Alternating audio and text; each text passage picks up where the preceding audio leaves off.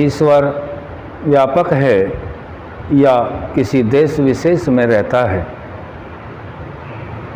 ईश्वर संपूर्ण सृष्टि का रचयिता, सभी के पाप पुण्यों का फल प्रदाता एक देश में नहीं रहता। ईश्वर सर्वव्यापक है, वह कण कण में व्याप्त है, सभी के पाप पुण्यों को देखता है, साक्षी बनकर के उसमें रहता है। इसीलिए यह संभव ही नहीं हो सकता कि परमात्मा किसी देश विशेष में रहता हो। यदि मान भी लिया जाए परमात्मा देश विशेष में रहता है, तो जिस देश विशेष में परमात्मा रहेगा, अन्य देश विशेष का जो भी कर्म फल है उसको कौन देखेगा। इसलिए यह सिद्ध ही नहीं होता कि परमात्मा किसी देश विशेष में रह सकता है। परमात्मा दयालु है और न्यायकारी है, इसमें भेद जाने। परमात्मा दयालु है। दया किस प्रकार से परमात्मा की होती है? दया परमात्मा की सभी के ऊपर है। कोई भी जीव ऐसा नहीं है जिसके ऊपर परमात्मा की दया न हो। दया को समझना इस प्रकार से है कि जल परमात्मा ने सभी के लिए दे रखा है, सूर्य की ऊष्मा सभी के लिए ऊष्मा प्रकाश है, पृथ्वी में जो अन्न औषधि हैं वो सभी के लिए हैं, वायु सभी के लिए है। यह परमात्मा की जीवों के ऊपर दया है। फिर न्याय क्या है? न्याय जीव कर्म जो भी करते हैं, कर्म करने में जीव स्वतंत्र है, उसमें परमात्मा कोई हस्तक्षेप नहीं करते। जो परमात्मा ने जीवों को साधन दे रखे हैं, उन साधनों को वह जीव धर्मानुकूल चला करके धर्म और पुण्य की वृद्धि भी कर सकता है, और विपरीत चला करके अधर्म और पाप भी कर सकता है। इसमें जीव की स्वतंत्रता है। हाँ, कर्म करने के उपरांत जो फल है, परिणाम है, वह जीव के हाथ में नहीं है। परमात्मा जीव के सभी कर्मों का साक्षी है, लेकिन कर्म करने में जीव स्वतंत्र है, और कर्म करने के उपरांत परमात्मा की व्यवस्था से न्याय होता है। यही न्याय और दया में भेद है। परमात्मा का न्याय सर्वोपरि है, कोई उसमें फेरबदल नहीं कर सकता। जैसे जीवों के कर्म हैं, परमात्मा उन्हीं कर्मों के आधार पर न्याय करता है। ईश्वर साकार है या निराकार है? ईश्वर साकार होना असंभव है। साकार होगा तो वह परमात्मा, वह ईश्वर अंतर्यामी नहीं हो सकता। यदि कुछ समय के लिए मान लें कि परमात्मा साकार है, लेकिन वेद और ग्रंथ शास्त्र आदि कहते हैं कि वह अंतर्यामी है।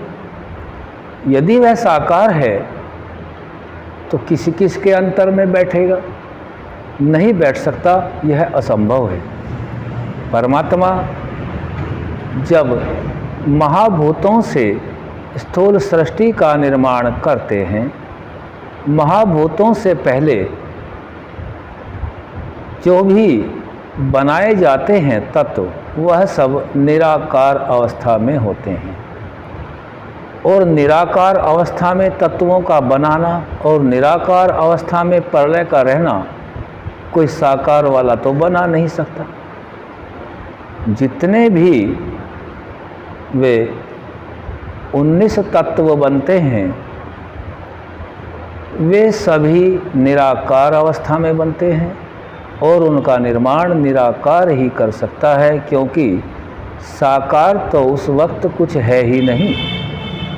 साकार का निर्माण तो 5 महाभूतों के उपरांत आरंभ होता है और 5 महाभूत से पहले तत्व बहुत बन जाते हैं, जैसे प्रकृति, महतत्व, अहंकार, 5 तन मात्राएं, मन, इंद्रियां, ये सब बन जाते हैं।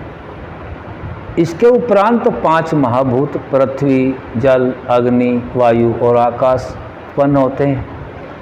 इनके बाद स्थूल सृष्टि का निर्माण होता है। इसलिए जब सूक्ष्म शरीर हमारे आत्मा सभी के साथ है और स्थूल शरीर यहीं क्रिया कर दी जाती है, अंतिम क्रिया, यह सूक्ष्म शरीर का साधन है स्थूल शरीर, तो सूक्ष्म शरीर का निर्माण निराकार अवस्था में होता है। इसका निर्माण निराकार ही कर सकता है। इसीलिए परमपिता परमात्मा को साकार मानना अविद्या है, यह विद्या नहीं है। विद्या के आधार पर वह निराकार है और सभी के अंतःकरण में रहता है। साकार के माता और पिता भी होंगे, कुटुंब परिवार भी होगा, लेकिन उस अवस्था को बनाने वाला यदि साकार है तो वो कहाँ ठहरेगा, किस स्थान पर रहेगा, क्योंकि स्थान तो कोई है ही नहीं उस वक्त। इसीलिए परमात्मा को निराकार मानना ही बुद्धिमत्ता है। परमात्मा सर्वशक्तिमान है। सर्वशक्तिमान का अर्थ हम यह लेते हैं कि वह कुछ भी कर सकता है, लेकिन ऐसा नहीं है, क्योंकि परमात्मा सर्वशक्तिमान के साथ साथ सर्व विद्या युक्त भी है और अनंत गुणों की खान है। सर्वशक्तिमान का अर्थ है वह परमात्मा सृष्टि के रचने में, सृष्टि के पालने में, सृष्टि का संहार करने में और जीवों के पाप पुण्यों का फल देने में किसी की किंचित मात्र भी सहायता नहीं लेता। इसीलिए उसको हम सभी सर्वशक्तिमान कहते हैं। और वह परमात्मा अपने बनाए हुए नियमों में कोई भी फेर बदल नहीं कर सकता। जैसे नियम सृष्टि के आदि में बनाए जाते हैं, अंत तक उनमें कोई परिवर्तन नहीं होता और वे ज्यों के त्यों बने रहते हैं। यही सर्व विद्या युक्त का लक्षण है और यह परमात्मा के अलावा अन्य में नहीं घट सकता।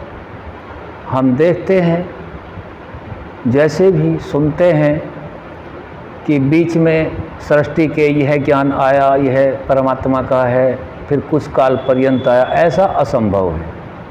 यदि परमात्मा ऐसा करते हैं तो सर्व विद्या युक्त नहीं हो सकते। इसीलिए परमात्मा का ज्ञान सृष्टि की आदि में और अंत तक वैसे क्या वैसा ही बना रहता है। और सर्वशक्तिमान का अर्थ है वह अपने किसी भी कार्य में किसी की सहायता नहीं लेता। मंत्र भी यही कहता है, आप सर्वोपरि हैं। सर्वोपरि अर्थात आपसे ऊपर कोई भी नहीं है। परमात्मा सर्वोपरि है। वही जो सर्वोपरि परमात्मा है केवल उपासनीय है। अन्य जो देव आदि हैं वह तो केवल उपकार लेने के लिए हैं। हम सभी को योग्य है कि हमने आज ईश्वर की व्यापकता, न्याय, दया, साकार है या निराकार है, सर्वशक्तिमान है, इस विषय को थोड़ा सा समझने का प्रयास किया है। ओम शम।